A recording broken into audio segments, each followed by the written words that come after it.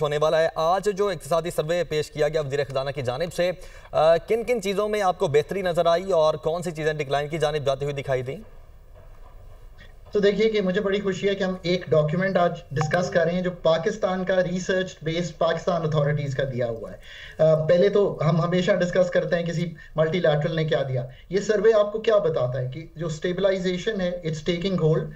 पाकिस्तान की इकोनॉमी बड़ी typically behave कर रही है जैसे कि इकोनॉमीज बिहेव करती हैं, जैसे आईएमएफ का जो एंगेजमेंट होती है।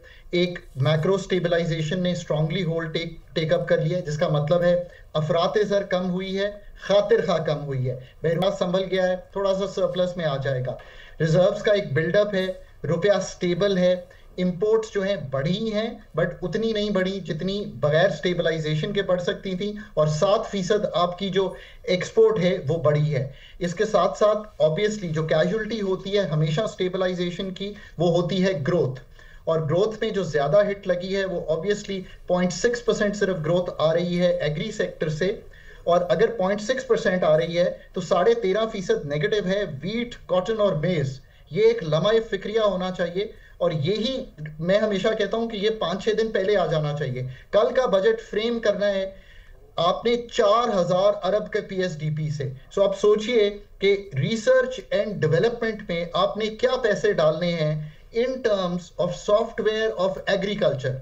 आपने क्या रोड टू फार्म, जो रोड्स बिल्ड करनी है फार्म्स टू मार्केट, 33% क्रॉप जो है वो जाया हो जाती है। आपने एग्री प्रोडक्टिविटी को कैसे बढ़ाना है। आई थिंक जो इस वक्त हम यूज करें, ये जो इस वक्त सर्वे आया है, और इस पे तो हम बड़ी लंबी बहस कर सकते हैं कि इसमें से इतनी चीजें सामने निकल कर आई हैं। एक बहुत इंपॉर्टेंट फिगर इसका एग्रीकल्चर का ये भी आया कि आपने 3.8% चले लाइव स्टॉक में तो ग्रोथ कर ली, बट जो मेजर क्रॉप्स हैं उनको ठीक करना है। दूसरी जो चीज सामने आई है कि लार्ज स्केल मैन्युफैक्चरिंग नेगेटिव है, बट जो स्मॉल स्केल है उसमें 8.8% ग्रोथ है। मुझे जाके बड़ा तहकीक करनी पड़ेगी कि कैसे और कौन सा इंडेक्स यूज हो रहा है, क्योंकि हम चाहते हैं कि अथॉरिटीज के जो फिगर्स हैं उनकी बड़ी क्रेडिबिलिटी हो। तो कैसे हो सकता है कि 9% स्मॉल स्केल तो ग्रो कर रहा है। साहब, लार्ज स्केल मैन्युफैक्चरिंग की जानिब बढ़ने से पहले अगर एग्रीकल्चर को मजीद हम डिस्कस कर लें, जो आदाद शुमार हमारे सामने है, 2019 था 20 में जो ग्रोथ थी वो 3.91 थी, 20 था 21 में 3.52, 21 था 22 में 4.21, 22 था 23 में 2.24, और पिछले साल 6.40 और इस साल 8.56, यानी कि पिछले 6 सालों में सबसे कम तरीन सतह पर एग्रीकल्चर की ग्रोथ है। हम अपने आप को एग्रीकल्चर कंट्री कहते हैं, आपकी नज़र में ये बहुत ज़्यादा अलार्मिंग नहीं है एग्रीकल्चर कंट्री होते हुए इतनी कम growth rate?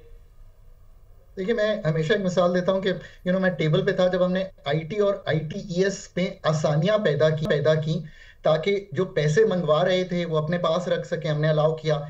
I remember framing all those policies। आज $3.5 अरब की हम ITES की एक्सपोर्ट कर रहे हैं। सिर्फ कॉटन इस साल जो आप इंपोर्ट करेंगे ना, एक हम I really like कि हम इतनी एक्सपोर्ट कर रहे हैं आईटी और आईटी सर्विसेज की। सिर्फ कॉटन की इंपोर्ट जो है ना वो $2 से $4 अरब हमें हमारे ले जाएगी। सो थिंक के एग्रीकल्चर की इंपॉर्टेंस क्या है। हम $10 अरब की शायद इंपोर्ट करेंगे एग्रीकल्चर, 5-7 अरब की एक्सपोर्ट करेंगे। अब इसकी जो पॉलिसी साजी है, सो कल के बजट में क्या दिखाई देना चाहिए। अगर मैं कहूं कि मेरे पास एक पाकिस्तान का रिसर्च थिंक टैंक का डॉक्यूमेंट आ गया है, उसको आप इकोनॉमिक एडवाइजरी विंग कहें, फाइनेंस डिवीजन का, मेरा होम ग्राउंड है वो, I have served in that. तो उसने आपको एक बहुत अच्छी तहकीक ये बताई है कि आप जो 4000 अरब का कल बजट स्पेंड करने जा रहे हैं पीएसडीपी का, क्या रोड्स पे कंसंट्रेट करें या आप कंसंट्रेट करें उन रोड्स पे जो फार्म टू मार्केट हों। क्या आर&डी ठीक करें, बिल्कुल करें। क्या आप कंसंट्रेट करें यील्ड को बेहतर बनाने में, क्या आप बेहतर बीज पे कंसंट्रेट करें। क्या आप एफईडी मत बढ़ाएं एग्रीकल्चर प्रोडक्ट्स पे और एग्रीकल्चर इनपुट्स को सस्ता करें। क्या आप बिजली जो है जब देने जा रहे हैं तो क्या आप इंश्योर करें कि ट्यूबवेल सारे चले जाएं। सो थिंक कि क्या रेफॉर्मेटिव स्टेप्स हैं जो एग्रीकल्चर में दिए जा सकते हैं। Start your budgeting process with that. आप ऑलरेडी एग्रीकल्चर में भी टैक्स की बात कर रहे हैं। कुछ देर पहले जब ट्रांसमिशन में आप बात कर रहे थे तब भी आप एग्रीकल्चर पर टैक्स की बात कर रहे थे, लेकिन जब एग्रीकल्चर की ग्रोथ ही इतनी कम हो रही है, आपने कॉटन की बात की तो वो तो -19.03 है, तो इतने बुरे हालात में फिर दोबारा से टैक्सेस की बात अगर एग्रीकल्चर में की जा रही है, इसको कैसे हम कर सकते हैं, मैनेज कर सकते हैं, या इसको कह लें कि जस्टिफाई कर सकते हैं? देखें, ये गुफ्तगू बड़ी सादा है। पहली तो बात यह है कि मैं on a very structural level ये समझता हूँ कि एग्रीकल्चर इनकम टैक्स वफाक में होना चाहिए, सूबों में नहीं होना चाहिए। सूबों को कोई इंसेंटिव नहीं है कि वो जाके ये कर सके, बट चूंकि वो इस वक्त सूबों में है, कोई ये नहीं कह रहा कि चंद अरब से आप कोई हजार अरब पे चले जाएं। सिर्फ कहने का मकसद ये है कि आप पाकिस्तानियों को एक सोशल कॉन्ट्रैक्ट में लाने के लिए ये दिखाएं। आप लेट्स से आप सबसे अच्छे एंकर हैं दुनिया टीवी के, आप बहुत हाई इनकम अर्नर हैं, मैं आपसे 38% टैक्स लेता हूं, उसके ऊपर 10% सुपर टैक्स लेता हूं। लेट से अभी आप किसी इंडस्ट्रियलिस्ट से बात कर रहे थे, मैं उनसे 45% इंडस्ट्री पे टैक्स लेता हूं, उसके ऊपर अगर वो मुनाफा घर ले जाएं तो 15% डिविडेंड पे टैक्स लेता हूं, 60% टैक्स लेता हूं। यार थोड़ी सी तो हॉरिजॉन्टल इक्विटी दिखानी है ना। कहने का सिर्फ ये मकसद है कि जो एग्रीकल्चर में इनकम कमा रहा है उसको अपनी उस इनकम का कुछ हिस्सा देना चाहिए इनटू दी नेशनल किटी, चाहे वो प्रोविंसेस के पास है।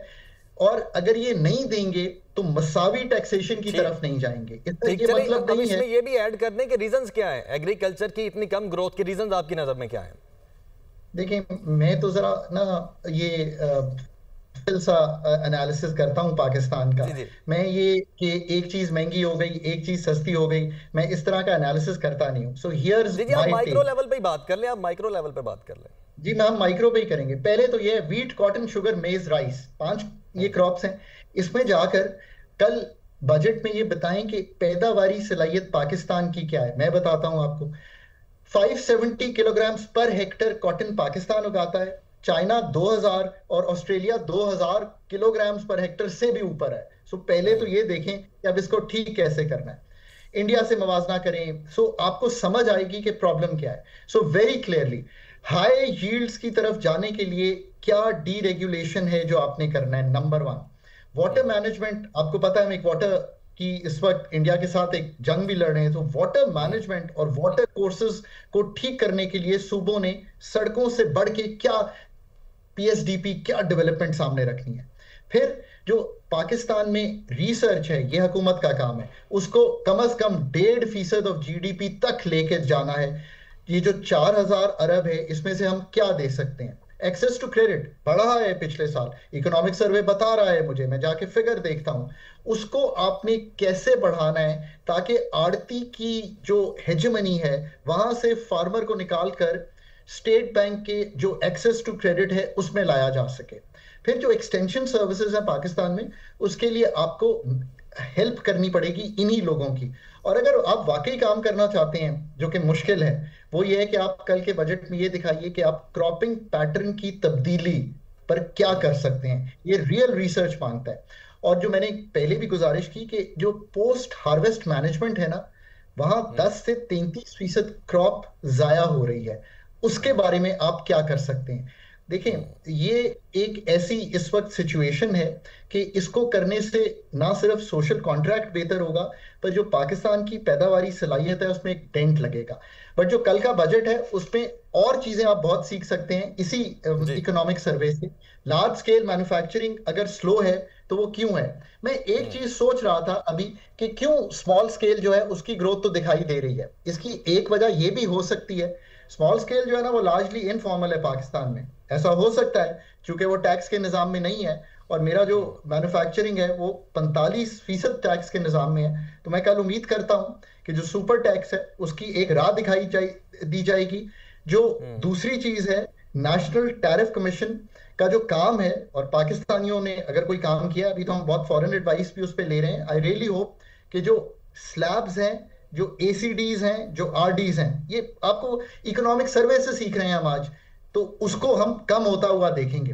फिर फॉर्मलाइजेशन ऑफ इकोनॉमी, आपका सर्वे ये भी आपको बता रहा है कि जो इनफॉर्मल सेक्टर का मैन्युफैक्चरिंग है, मैं थोड़ी देर के लिए सर्वे के रिजल्ट्स को, जैसे अथॉरिटीज खुद कह रही हैं हम उनको मानना चाहते हैं, चले मैं मान लेता हूं, तो वो कह रही है कि कंस्ट्रक्शन में बेहतरी दिखाई दे रही है 6.6%। अब इनफॉर्मल सेक्टर सारे मैन्युफैक्चरिंग के बेहतर दिखा रहे हैं, जैसे ही मैं फॉर्मल में आता हूं गिरावट है। तो मुझे फॉर्मल सेक्टर में क्या ईज करनी है कल के बजट में। और आखिरी बात, बड़ी अच्छी बात है कि इंफॉर्मेशन सर्विसेज जो है पूरी सर्विसेज को 3% के करीब ग्रो करा रही हैं। मैं यहाँ पे ये गुजारिश करना चाहता हूँ, मैं इसका हामी हूँ। I was the first one sitting on the table and saying कि इनको आसानी दें पैसे लाने में, पैसे की मूवमेंट में। हमने बहुत काम किया, बट मैं तब भी कहता था it cannot be that we keep all these people who are making money out of the tax net. E commerce की प्रॉपर टैक्सेशन का स्ट्रक्चर बिल्ड करना, ये नहीं मैं कह रहा कि उनको एकदम मसावी कर दें आप इनकम्स में, पर उसको बिल्ड करना कल दिखाई देना चाहिए। बिकॉज गुजारिश इस तरह सी है कि अगर एक रिक्शे वाला पेट्रोल डलवाने जाता है तो 1 लीटर पेट्रोल डलवाता है तो आज मैं उससे 78 रुपए लेता हूँ, ठीक। इसका मतलब है कि अगर वो 1 लीटर ही पेट्रोल डलवाता है, जो कि इससे ज्यादा डलवाता होगा, और पूरे महीने में डलवाता रहता है, तो मैं उससे तकरीबन 2500 रुपए टैक्सेशन में ले लेता हूँ। तो मेरा जो ई कॉमर्स का भाई है या मेरी बहन है या मेरा रियली स्मार्ट गाय है, तो कीपिंग हिम और her out of the tax net doesn't sound viable to me. I want to take Pakistan into vertical and horizontal equity in tomorrow's budget. ये मैं किसी बाहर के जरीदे पे बेस करके नहीं कह रहा, जो आपने मुझे इकोनॉमिक सर्वे दिया है, which is a great effort by the government of Pakistan, उस पे बेस करके कह रहा हूँ। खाकान साहब आप हमारे साथ ही मौजूद हैं, आरिफ हबीब साहब ने भी हमें ज्वाइन किया है, उनको भी शामिल गुफ्तगू कर लेते हैं। आप भी हमारे साथ ही ये ट्रांसमिशन का सिलसिला इसी तरह हम आगे बढ़ाते रहेंगे। आरिफ साहब बहुत शुक्रिया, आपने हमें ज्वाइन किया। सबसे पहले तो आपने इक़्तिसादी सर्वे जो प्रेस कॉन्फ्रेंस हुई वो भी सुनी होगी, कैसे देखते हैं इस बजट को? इक़्तिसादी सर्वे से क्या क्या चीजें आपके नॉलेज में आई? क्या लगता है कल आपको नेगेटिव और पॉजिटिव होने जा रहा है? आई थिंक देखिए, उनके जो दो क्रिटिकल जो टारगेट्स थे, और वो टारगेट जो एक तो बजट डेफिसिट का टारगेट थे, उन्होंने उसको बेहतर किया, एक्सीड किया, क्योंकि वो 6% का जो डेफिसिट का टारगेट था वो 5.3 पे नजर आ रहा है ख़त्म होते हुए। और इसी तरह जो प्राइमरी सरप्लस का टारगेट था वो भी उन्होंने अचीव कर लिया है। हालांकि एफबीआर रेवेन्यू जो है वो शॉर्टफॉल रहा है, उस शॉर्टफॉल के बावजूद जो है प्राइमरी सरप्लस जो है वो उनका हासिल हुआ। लेकिन जो डिसअपॉइंटिंग चीज़ है वो ये है कि हमारा जो जीडीपी ग्रोथ का टारगेट जो है में हम काफ़ी पीछे रह गए, और उसमें जो है और फिर उसमें पर्टिकुलरली ज़रा एक क्वेश्चन भी जो है रेज हुआ कि जो आपने 3 क्वार्टर के जो जीडीपी ग्रोथ के रेट हैं वो एक्स हैं, और फिर एकदम से लास्ट क्वार्टर में जो है वो बहुत ज़्यादा नंबर्स जो है वो प्रोजेक्ट किए गए हैं, जो ज़रा थोड़े से समथिंग के हिसाब से। जी हाँ, तो ये बड़ा इंपॉर्टेंट क्वेश्चन था। ये बहुत इंपॉर्टेंट क्वेश्चन था, वो थोड़ा अनबिलीवेबल लगता है, बट आई थिंक वो नंबर्स उनका है। तो अब उस लिहाज से अगर देखें तो जो फाइनेंस मिनिस्टर साहब जो बात भी कर रहे थे, उसको वो रियलाइज करते हैं कि अगर हमको आगे बढ़ना है तो आगे बढ़ना है। उन्होंने नए साल का जो जीडीपी ग्रोथ रेट है वो 4.2% का नजर आ रहा है। अगर उसको अचीव करना है तो उनको 2-3 अहम इकदाम लेने होंगे। एक तो ये एक इंटरेस्ट रेट में जो कमी हुई है, इसमें मजीद और उन्होंने कहा कि कमी की गुंजाइश है, तो वो अभी भी 11% जो है वो हाई साइड पे है अगर रीजनल कंट्री से कंपेयर करें। इसी तरह एनर्जी प्राइसेस भी जो है वो रीजन में पाकिस्तान में सबसे ज्यादा है। उस पर उन्होंने कहा कि कुछ कमी हुई है, हालांकि वो कमी भी अभी इम्प्लीमेंट नहीं हुई। जो वादा किया गया था कि ये अप्रैल से इफेक्टिव होगी, लेकिन अभी तक वो बिलों में 7 रुपए का ऐलान किया गया था, लेकिन प्रैक्टिकली वो नजर नहीं आ रहा है। वो आया नहीं है, तो उसको वो भी एक मैटर है जो आई थिंक लोग देखना चाहेंगे। फिर मजीद प्रॉमिस है कि जो है वो जुलाई में उसमें मजीद कमी के इम्कान, और वैसे भी नेचुरली चूंकि इंटरनेशनल ऑयल प्राइसेस वगैरह और एनर्जी प्राइसेस नीचे आई हैं और कुछ थोड़ी सी कंजप्शन भी बढ़ी है, तो उससे जो है वो वैसे ही कुछ कमी के इम्कान इसमें हैं। जो तीसरा फैक्टर है जो सबसे अहम है, और वो है टैक्स रेट इन पाकिस्तान। तो टैक्स रेट जो है वो पाकिस्तान में बहुत ज़्यादा हाई है, और पर्टिकुलरली जो ये सुपर टैक्स होने की वजह से, और फिर सैलरी क्लास को जो हायर टैक्स है, तो उसमें उनके ऊपर और एक तो इन्फ्लेशन का बर्डन था लास्ट ईयर, और टैक्स का बर्डन और डाल दिया था उन्होंने सैलरीड क्लास के ऊपर, तो उनसे उनकी डिस्पोजेबल इनकम जो है वो में काफ़ी डेंट लगा था। तो अब उनको ज़रूरत इस बात की है कि वो सैलरीड क्लास पर टैक्स कम करें, और जो है वो अगर इन्वेस्टमेंट अट्रैक्ट करना चाहते हैं तो फिर ये है कि सुपर टैक्स को भी जो ख़त्म करें, और ख़त्म करें। अगर एक ही साल में ख़त्म करें तो बहुत ही अच्छा है, नंबर ना उसको इंस्टॉलमेंट में जो ख़त्म करने की अनाउंसमेंट अभी तक जो है वो करें, तो वो चीज़ें जो है उससे जो है वो नई इन्वेस्टमेंट जो है वो फिर हम एक्सपेक्ट करना चाहिए। और नई इन्वेस्टमेंट होगी तो लोगों को रोजगार मिलेगा, और जब रोजगार मिलेगा या उनका इनकम और उनकी वेजेस बढ़ेंगी तो ये इन्फ्लेशन को जो है वो डील कर सकेंगे। क्योंकि जो सही। इन्फ्लेशन जो हम कह रहे हैं कि नया रेट है वो कम हो गया, तो वो तो फर्दर इसमें बढ़ने की जो शरह है वो कम हो गई है, वो कम लेकिन हुई जो है। महंगाई हो गई है वो टेक्निकल तो चीज अभी है है। जो कि समझने की जरूरत है। अच्छा आरिफ साहब, जैसे आपने सुपर टैक्स की बात की और सैलरी क्लास पे जो टैक्स है उसकी बात की, अब कहने को तो वजीर खजाना साहब ने बताया कि जो टैक्स टू जीडीपी रेशो है वो पिछले 5 साल की सबसे ज्यादा बुलंदतरीन सतह पर है। लेकिन अगेन वही बात कि जब आपने सुपर टैक्स लगा दिया, जब आपने सैलरीड क्लास पे टैक्स लगा दिया, तो फिर अगर आपने ये अचीवमेंट हासिल कर भी ली है तो ये कोई पॉजिटिव अचीवमेंट तो नहीं हुई। हाँ, तो आई थिंक उसके लिए मैं ये देख रहा था कि इन्होंने जो प्राइमरी सरप्लस का नंबर जो है नए बजट के अंदर, वो मुझे थोड़ा लोअर नजर आ रहा है। वो लोअर नजर आ रहा है, इसका मतलब ये है कि वो कुछ कुशन जो है उधर पैदा करने का इरादा रखते हैं।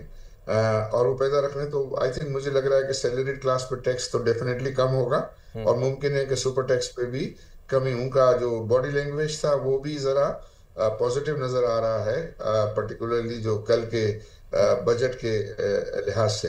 तो आई थिंक ये अगर तो फिर दूसरे इन्होंने कौन से और सेक्टर्स को पर्टिकुलरली इन्वॉल्व करेंगे या किन एंगल्स को इन्वॉल्व करेंगे अपना टैक्स कलेक्शन को ज्यादा करने के लिए? ऑब्वियसली इनकी ख्वाहिश तो यही होगी कि हाँ अगले साल इस साल से भी ज्यादा टैक्स कलेक्शन हो। हाँ, इस साल जो जो इनका रिवाइज टारगेट है या जो अचीव हुआ है 1 बिलियन कम, उससे उसका वो 20% इंक्रीज का नंबर आ रहा है। वो 20%, तो उसमें आई बिलीव के इन्फ्लेशन का भी और ग्रोथ का भी नंबर हम डालेंगे तो फिर बहुत ज्यादा नए टैक्स की जरूरत ना हो। और फिर ये प्राइमरी डेफिसिट जो है उसको 500-600 अरब से कम का टारगेट रखना, वहां भी उनको क्वेश्चन अवेलेबल कर सकेगा कि वो बहुत ज्यादा नए टैक्स जो है वो न लगाएं। अब बाकी जो बात होती है कि रिटेल के ऊपर जो है वो टैक्स की कलेक्शन नहीं होती, टैक्स तो है बट उसकी कलेक्शन या इन्फोर्समेंट नहीं है, तो उसकी इन्फोर्समेंट को जो है वो बेहतर करके वहाँ रेवेन्यू को बढ़ाएं। जो एग्रीकल्चर पे उन्होंने टैक्स लगाया है, आई थिंक उस पे कलेक्शन जो है वो शुरू हो। ये है कि ये जो पब्लिक प्राइवेट पार्टनरशिप के जरिए जो है वो पीएसडीपी को जो है वो कोशिश करें, फाइनेंस करें, ताकि कम से कम गवर्नमेंट के अपने फंड जो हैं वो उस पे डिप्लॉय हों, और वो थर्ड पार्टी इन्वेस्टमेंट के जरिए उसको हासिल जो है वो टारगेट हासिल कर सके अपने ठीक। डेवलपमेंट अच्छा प्रोजेक्ट्स अरे में। साहब, जैसे स्टार्ट में आपने जीडीपी ग्रोथ की बात की और जो हासिल हुआ है वो 2.68 है, लेकिन लास्ट क्वार्टर अभी रहता है। आपकी नज़र में लास्ट क्वार्टर मुकम्मल होता है तो क्या ये प्रैक्टिकली पॉसिबल है कि 2.68 की फिगर को अचीव कर लिया जाए? आई बिलीव कुछ इसमें अपटिक तो है, इसमें तो कोई शक नहीं कि आई थिंक हम चूंकि सारा सीमेंट में, स्टील में और दूसरे सेक्टर में भी जो है वो बिजनेसेस हैं हमारे, तो उसमें अपटिक तो नजर आ रहा है पिछले क्वार्टर्स की मुकाबले में। अब ये नंबर जो है कि इतना बड़ा जो है कि वो कह रहे थे कि 5% जो है वो आएगा, तब जाके ये 2.6 का नंबर जो है वो अचीव हो सकेगा।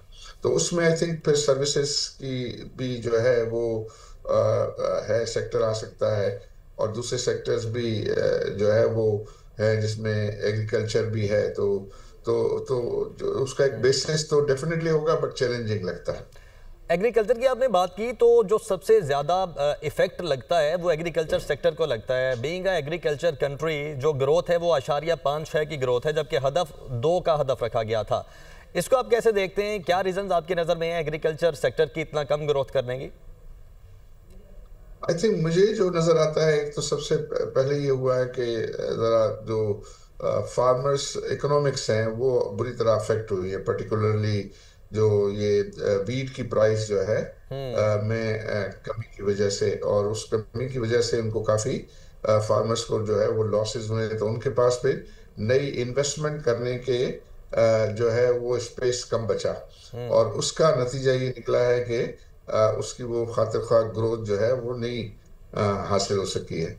तो उनको आई बिलीव कि थोड़ा लुक आफ्टर करने की ज़रूरत है, एक बैलेंस क्रिएट करने की ज़रूरत है।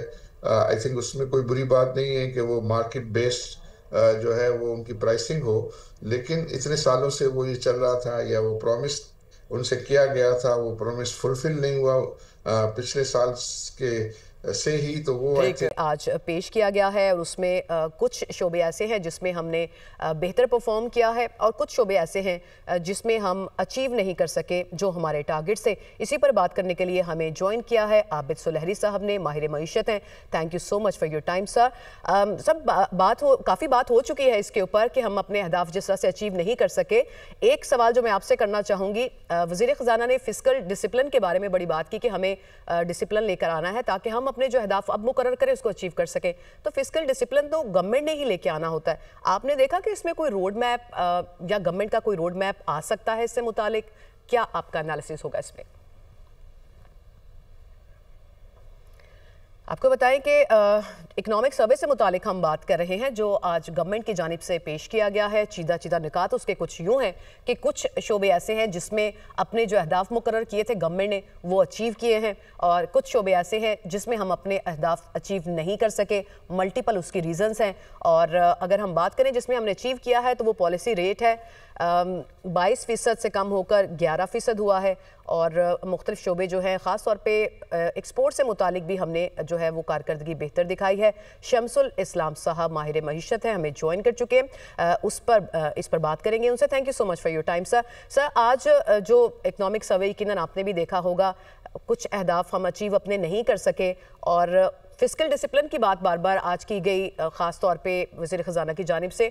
आप समझते हैं कि गवर्नमेंट के पास आगे कोई रोड मैप है इस डिसिप्लिन को अचीव करने का और ख़ास तौर पे इसका ताल्लुक एक्सपेंडिचर्स को रेगुलराइज करने से मुतालिक भी है? कुछ इससे मुतालिक रोड मैप आपको नज़र आता है गवर्नमेंट के पास?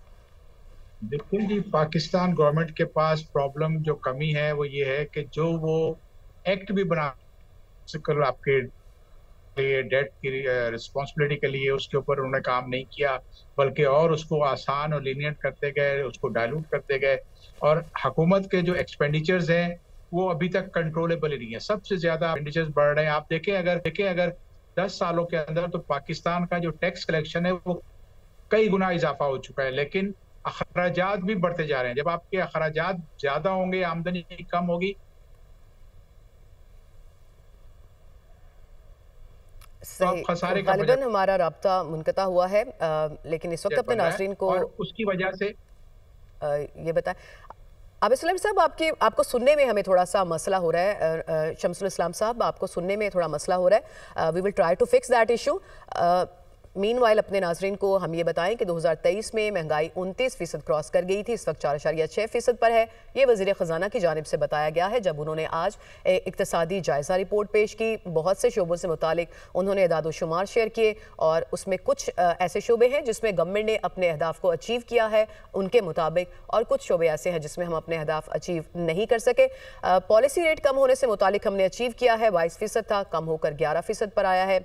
GDP से मुतालिक उन्होंने बताया 68 से कम होकर कर्जों की जो शरह है वो अब 65 पर आई है और ख़ास तौर पे इंपोर्ट्स के बारे में उन्होंने कहा कि 16% जो हैं वो बढ़ी हैं। शमसुल इस्लाम साहब ने हम दोबारा से ज्वाइन किया। शमसुल इस्लाम साहब, थोड़ा सा आपको सुनने में प्रॉब्लम हो रहा था, प्लीज़ आप कंटिन्यू कीजिए। आप कमेंट कर रहे थे, गवर्नमेंट के एक्सपेंडिचर्स के ऊपर आप बात कर रहे थे।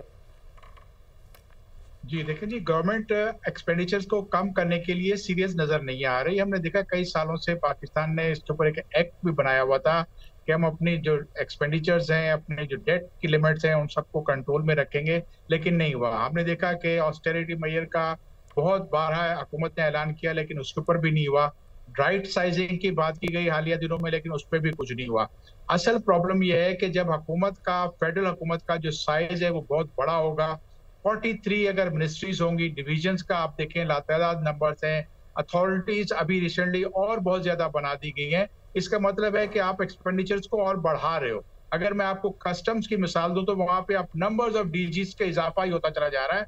प्रॉब्लम यह है कि जब तक हम अपने अखराजात के मुताबिक के हिसाब से एक्सपेंडिचर नहीं करेंगे, हमारे मसाइल हल नहीं होंगे। और ये आवाम जो है, उसमें आम आवाम हो या बिजनेस कम्युनिटी हो, इंडस्ट्रियलिस्ट हो, तमाम के इन्वेस्टमेंट करने की पोजीशन में भी नहीं है, गरीब तर होते जा रहे हैं, क्योंकि टैक्स का बोझ जो है अल्टीमेटली वो आम आवाम को 25 करोड़ आबादी को देना होता है और वहीं से आप सारा कुछ करते हो। तो अब यही रिजल्ट है कि आज अगर हमने स्टेबिलिटी अचीव कर ली है IMF के प्रोग्राम में होते हुए, हमारे जो है टारगेट टैक्स के जो है वो अराउंड 1000 अरब रुपए के मिस कर जाएंगे, वो नहीं हो रहा, तो इसका मतलब है सख्त बाकी नहीं है। FBR के पास इतने एक ड्रैकोनियन कवानीन बना दिए, अब तो ये भी एक कानून पास हो गया है कि आपके अकाउंट से जबरदस्ती आपके बैंक अकाउंट से पैसे निकाल सकते हैं। तो वो चीजें अब इस तरह करेंगे तो इससे क्या हो रहा है कि पाकिस्तान से इन्वेस्टमेंट बाहर जा रही है। आप आलमी सिनेरियो में देखें, ममालिक गोल्डन वीजा जैसी स्कीम इंट्रोड्यूस कर रहे हैं कि हेल्दी जो वेल्दी लोग हैं उनको अट्रैक्ट करें और वो अपने मुल्क के अंदर इन्वेस्टमेंट लेके आए, लेकिन पाकिस्तान में ऐसे टैक्स निजाम बना दिया गया है जो कम्बरसम है, जिसकी वजह से फॉरेन इन्वेस्टर भी नहीं आ रहा। आप टैक्स सिस्टम की बात करें शमसुल इस्लाम साहब, और यहाँ पे नाजरीन का, हमारी जो जनरल पब्लिक है, उनका एक बहुत बड़ा एक क्वेश्चन और एक कंसर्न ये भी है कि सारा का सारा बोझ जो है वो सैलरीड पर्सन के ऊपर है। आप काट के उसको सैलरी देते हैं, लेकिन बाकी बहुत से शोबे हैं, इसमें एग्रीकल्चर है, आपके ताजर हैं और बहुत से शोबे हैं जिनके साथ गवर्नमेंट लीनियंट है। आप समझते हैं कि ये जो डिस्पैरिटी है ये भी एक बहुत बड़ा प्रॉब्लम है यहाँ पे जो हमारे गोल्स हैं उनको अचीव करने में? बिल्कुल, इसको भी रियलाइन करना होगा। पहली बात यह कि सैलरीड तबके के अंदर 2 क्लासेस हैं, जबकि हुकूमत और आम जो हम जब देखते हैं कि वहां पर सिर्फ उसको सैलरीड क्लास दिखाया जाता है। एक वो सैलरीड क्लास है जो जॉब कर रही है, जो बैंक में और दीगर अदारों में, टीवी चैनल पे जॉब कर रहे हैं। दूसरे वो है जो कंपनी के मालकान हैं। अगर आप स्टॉक एक्सचेंज लिस्टेड कंपनीज को देखें तो वहाँ स्टॉक एक्सचेंज पर 35 खानदानों का कंट्रोल है और उन्होंने अपनी औलादों को, अपने बच्चों को उनके अंदर डायरेक्टर बनाया हुआ है। तो आप अगर एकदम से एक ही नजर से देखेंगे कि वो आदमी जो तनख्वाह ले रहा है, तनख्वाह कभी भी आमदनी नहीं होती आपकी, आप अपने उसमें से अखराजात माइनस करते हैं, फिर आपकी जो आमदनी होती है उस पर टैक्स लगना चाहिए। यहाँ पर प्रॉब्लम यह है कि आपको जो ड्रा कर रहा है उसकी सैलरी के ऊपर टैक्स कट रहा है और वो ह्यूज अमाउंट है कि एक कंपनी जो जिसके डायरेक्टर स्टॉक एक्सचेंज में लिस्टेड कंपनीज हैं वो भी टैक्स दे रहे हैं और उसी हिसाब से आम आदमी दे रहे हैं। इसको आपको खत्म करना होगा। आप अगर ये चाहते हैं कि इसके ऊपर शमसुल इस्लाम साहब आप साथ ही मौजूद रहिएगा। खुरम शहजाद साहब मशीर वज़ीर ख़ज़ाना है, उन्होंने हमें ज्वाइन किया, उन्हें भी शामिल गुफ्तगू करते हैं। सर, इक़्तिसादी जायज़ा रिपोर्ट के ऊपर हम बात कर रहे हैं, बहुत से अहदाफ हम अचीव नहीं कर सकी गवर्नमेंट, आप क्या समझते हैं, इसकी क्या वजूहात हैं? जी अस्सलाम वालेकुम, बहुत शुक्रिया मुझे लेने के लिए। देखें, मैं तो अगर आप नंबर्स देखें तो बहुत सारे अहदाफ न सिर्फ अचीव हुए हैं बल्कि हिस्टोरिक जो है वो अचीवमेंट्स हुई हैं, जिसमें 3-4 मैं नंबर्स आपसे डिस्कस करता हूं। अभी पहले मैं आपको एक कॉन्टेक्स्ट दे देता हूं कि कॉन्टेक्स्ट जो है क्या है ग्रोथ का और हम कहाँ खड़े हैं और दुनिया भर की ग्रोथ देखें वो कहाँ है, हम कहाँ हैं। जैसे फाइनेंस मिनिस्टर साहब ने भी अपनी स्पीच में कहा कि ग्लोबल ग्रोथ की अगर हम बात करें 3 सालों में ग्लोबल ग्रोथ कहाँ रही, इन्फ्लेशन कहाँ रही, फिस्कल डेफिसिट्स कहाँ रहे और हमने क्या किया। देखें, कॉन्टेक्स्ट देना जरूरी है रादर देन ये कहना कि जी पिछले साल के मुकाबले में हम बेहतर थे। तो दुनिया ने अगर ग्रोथ जो है 3.5% की थी 2023 में और आज की अगर बात करें तो दुनिया जो है वो रफली 3% पे खड़ी है और 2.8 पे चली गई थी लास्ट ईयर।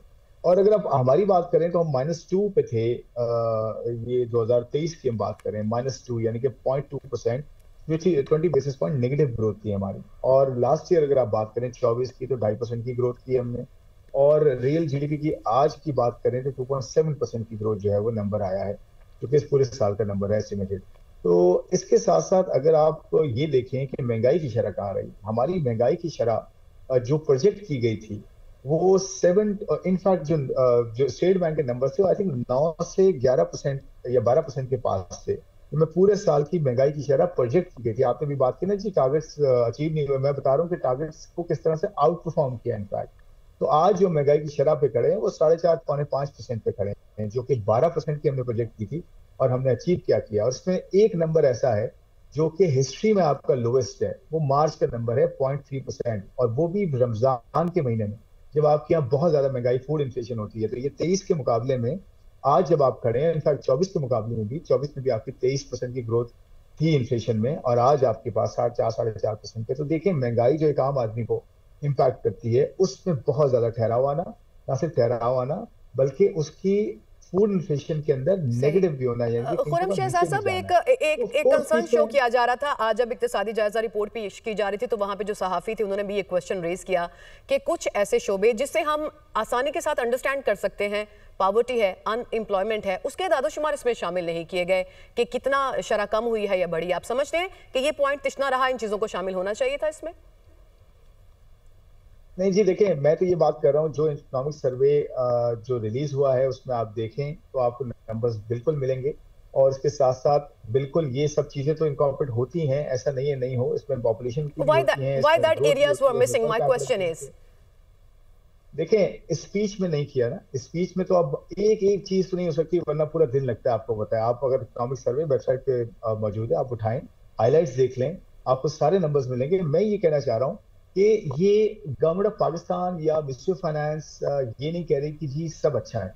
हम ये कह रहे हैं कि जी पिछले एक साल में क्या चीजें चेंज हुई हैं, और जो ट्रेवल ऑफ डायरेक्शन है वो किस तरफ है, उसमें क्या फिस्कल साइड इंप्रूव हुई है? बिल्कुल हुई है। फिस्कल साइड में जो प्राइमरी सरप्लस है, यानी कि जो खर्चे और आमदन इनका जो फर्क होता है, इसमें से आप कर्जे की जो पेमेंट्स है वो निकाल दें, तो एक्चुअली आपके खर्चे कम हुए, आपकी जो आमदन है वो बढ़ी है और 20 साल का हाईएस्ट है।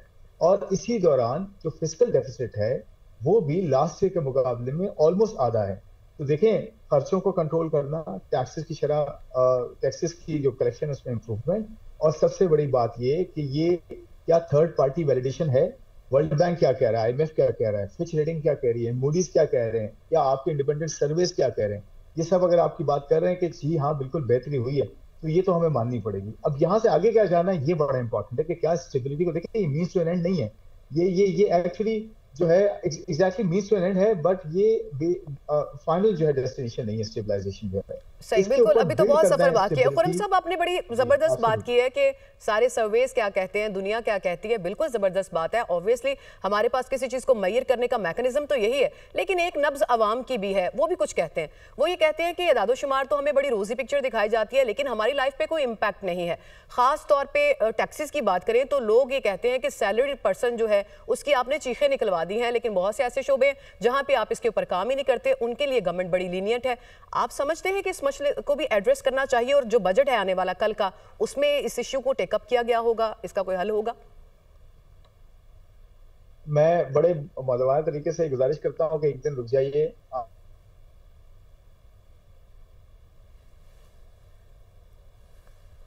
आपको इंशाल्लाह बहुत सारी चीजें नजर आएंगी, मतलब बेहतर होगा। आज हम सर्वे पे बात करते हैं, और जहां तक आम आदमी का ताल्लुक है, तो मैं समझता हूं, जैसे मैंने शुरू में कहा कि महंगाई की जो शरह है वो बड़ी इंपॉर्टेंट है एक आम आदमी के लिए। उसके लिए इसलिए इंपॉर्टेंट है कि उसका जो घर का बिल होता है उसमें 2-3 बड़े आइटम्स होते हैं। खाने पीने की चीजें होती हैं, बच्चों के स्कूल की और तालीम की चीजें होती हैं, और ये जो है सेहत की चीजें होती हैं, और फिर उसके अलावा यूटिलिटी बिल्स होते हैं। तो मैं 2 चीजों पे आपको ये बताना चाह रहा हूँ कि नंबर 1, महंगाई की शरह में कमी हुई। उसमें आटे की कीमतें देख लें कहाँ चली गई थी, कहाँ आ गई। आप फ्रूट्स की कीमतें देखें, आप सब्जियों की कीमतें देखें, आप दालों की कीमतें देखें, आप एडिबल ऑयल्स की जो है वो कीमतें देख लें, आप चिकन की कीमतें देख लें। बीच में अपटेक्स आए हैं डेफिनेटली, बट मैं पूरे साल की बात कर रहा हूँ कि महंगाई में कमी ओवरऑल हुई है। उसके साथ साथ दूसरी जो यूटिलिटी बिल्स की मैं बात कर रहा हूँ, आपने देखा होगा कि प्राइम मिनिस्टर ने जो अनाउंस किया था बिजली की रेट्स में कमी, उसमें जो 200 यूनिट्स या उसके कम वाले थे, जो बेसिक हमारी जो है वो एक लेयर होती है, उसकी जो बिजली की कीमत है उसमें तो तकरीबन 50% कमी हुई है।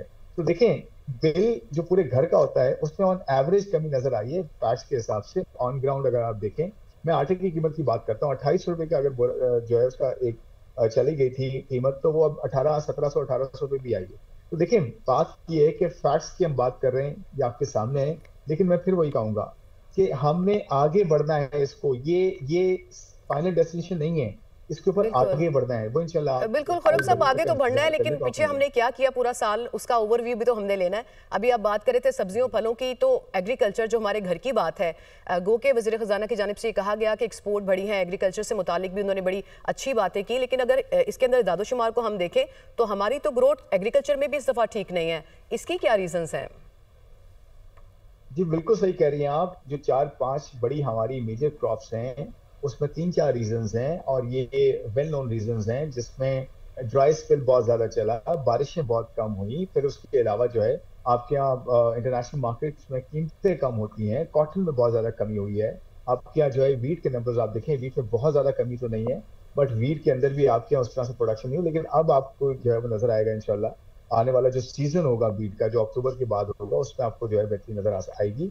उसके लिए आप देखेंगे कि किस तरह से, देखें एक्चुअली गवर्नमेंट का काम क्या है। पहले तो मैं बता दूं कि जो पोटैटोज, अनियंस और टोमेटोज की बात करें, इनकी प्रोडक्शन में इजाफा हुआ, तभी आपकी जो फूड इन्फ्लेशन थी उसमें कमी आई, क्योंकि ये बेसिक इंग्रेडिएंट्स होते हैं किसी भी घर के जो है वो खाने पीने के जो है वो इन्फ्लेशन में, तो उनमें कमी आई। उसमें प्रोडक्शन बहुत बढ़ी। आप देखें टमाटर की कीमत, मुझे याद पड़ता है कुछ महीने की बात है, 1-2 महीने पहले, टमाटर की प्रोडक्शन बेहतर होने की वजह से जो उसकी पर केजी प्राइस थी वो तो 30 रुपए पे आ गई थी। तो इसी तरह से और बहुत सारी बेसिक जो सब्जियां थी उनकी कीमतें नीचे आई। तो मैं ये बात करना चाह रहा हूँ कि आपके यहाँ जो एग्रीकल्चर है वो बैकबोन की हैसियत रखता है, चाहे एम्प्लॉयमेंट हो, चाहे आपके हाउस होल्ड की प्रोडक्शन हो, फूड की। तो इसके लिए 3-4 एरियाज हैं जिसमें गवर्नमेंट काम कर रही है। नंबर 1, ठीक हो गया। अब हमें आगे बढ़ना है, कुछ चीजें हमने अचीव की हैं, जो नहीं की हैं उस तरफ हमें आगे बढ़ना है। खुरम साहब आप साथ ही मौजूद रहिए, हमारे साथ मौजूद हैं इस वक्त शमसुल इस्लाम साहब भी, उनको भी उनसे भी क्वेश्चन करते हैं। मुदस्सर अली, शमसुल इस्लाम साहब आपकी तरफ भी मैं आऊँगी। मुदस्सर अली राना हमारे नुमाइंदा हैं, वो हमें ज्वाइन कर चुके हैं, उनसे भी बात कर लेते हैं। मुदस्सर, आप बड़ी एनालिटिक अप्रोच के साथ आप सामने आए थे, अपने बड़ा तज्जिया उसका पेश किया था कि जो नंबर्स पेश किए जा रहे हैं वो कुछ और कहते हैं, रियलिटी कुछ और है, तो इस रोजी पिक्चर पे ना जाएं। I want you to continue that. Thank you so much. मैं 2 पॉइंट्स पे बात करूं। एक तो क्योंकि खुरम शहजाद साहब साथ हैं, तो मैं जो अभी आदाद शुमार पेश करने जा रहा हूं, इसके बाद मैं खुरम शहजाद साहब ने अभी जो एनालिसिस किया है इस पे मैं बात करना चाहूँगा। लेकिन उससे पहले मैं ये बताना चाह रहा हूँ कि जब FBR को 12,970 अरब रुपये का टैक्स हदफ मिला है, इसके अगेंस्ट में अगर आप रवा माली साल 2024-25 के लिए टैक्स एग्जेप्शंस देख लें तो उसका मजमूई तौर पर हुजम 5,840 अरब रुपये का है। क्या एक ऐसा कंट्री जिसकी GDP ग्रोथ 2.7% हो, वहाँ पे 5,840 अरब रुपए का टैक्स एग्जेम्पशंस बनती हैं, जिसमें इनकम टैक्स की मद में सिर्फ 800 अरब रुपए की टैक्स एग्जेम्पशंस दी हुई हैं। इस तरह अगर बात कर ली जाए सेल्स टैक्स की, तो सेल्स टैक्स की भी तकरीबन 4,253 अरब रुपए की टैक्स छूट है। इसी तरह जो दीगर है कस्टम ड्यूटी की मद में 786 अरब रुपए की टैक्स छूट दी हुई है। ये एक साल 2024-25 के दौरान 5,840 अरब रुपए, राउंड अबाउट 6,000 अरब रुपए की टैक्स छूट दी गई है। अगर यहाँ पे इसका देख लिया जाए कि किस इंडस्ट्री को और किस एरियाज़ में टैक्स छूट दी गई है, तो ऑलमोस्ट यहाँ से हाफ से ज़्यादा पेमेंट रिकवर की जा सकती है, जो कि FBR का टैक्स टारगेट है उसको अचीव करने में एक one of the biggest point बन सकता है। इसके अलावा अगर बात कर ली जाए कि कहाँ पे ये एग्जेम्पशंस दी हुई हैं, तो जो दस्तावेज इकतसादी सर्वे की हैं उसी में ही बताया गया है। बहुत शुक्रिया, आपने बड़े ज़बरदस्त दादोशुमार पेश किए और यही बात हम कर रहे थे कि जहाँ पे टैक्स एग्जेम्पशन है उन एरियाज़ के ऊपर गवर्नमेंट को काम करना चाहिए, ना कि पहले ही जो पिसा हुआ तबका है, दैट सैलरीड पर्सन, उसको ही दबा दिया जाए। हमारे साथ हमारे तज्जियाकार भी मौजूद थे, हमारे नुमाइंदे भी मौजूद थे, इक्तिसादी जायजा रिपोर्ट के ऊपर अपने तज्जिये और तबसरे पेश कर रहे थे। आप सबका बहुत शुक्रिया।